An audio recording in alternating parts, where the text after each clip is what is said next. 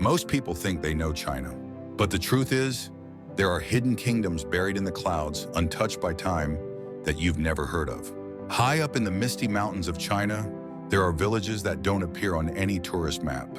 No fast food, no Wi-Fi, just ancient stone paths, wooden houses clinging to cliffs, and stories that go back over 1,000 years.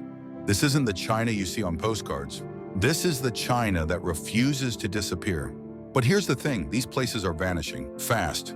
As highways and high-rises creep deeper into the mountains, traditions that have lasted for generations are fading. Languages are being forgotten. Entire communities are moving out.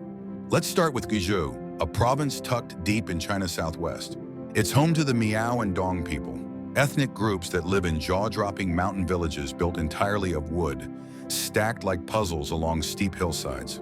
Here, the women still wear silver crowns and hand-woven clothes. And during festivals, you'll hear polyphonic singing, voices layered in ways most of the world has never heard. Then there's Zhangjiajie, where mountains rise like giant stone fingers through the clouds. You've probably seen it in Avatar, but people actually live here, carving rice terraces into the cliffs and building homes above the fog line. Or head to Yunnan, where the Naxi people still use an ancient pictographic script that looks like it came from another planet. It's the last of its kind. Once it's gone forever. Even the roads to these places are part of the story. Some are so narrow and dangerous that buses have to honk before blind turns, and you can look straight down a 1,000-foot drop. These mountains protected these communities for centuries, but now asphalt is cutting through them like a knife. In places like Shangri-La, yes, the real one, the Tibetan culture is still alive. Monks chant in candlelit temples, prayer flags flutter in the wind, and old shepherds tell stories of snow leopards and mountain spirits. But each year, more and more young people leave for cities like Chengdu or Shenzhen, chasing jobs and phones over silence and stars. The big moment? It's this.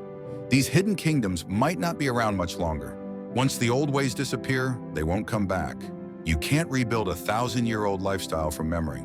And with every road, every tower, every signal bar, they slip further into history. Some locals are fighting back. They're turning their villages into ecotourism hubs, inviting people in not just to visit, but to learn, to help, to preserve. But the balance is fragile.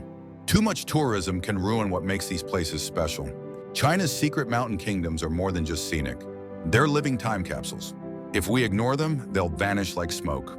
But if we protect them, really protect them, maybe the next generation won't just read about them in history books.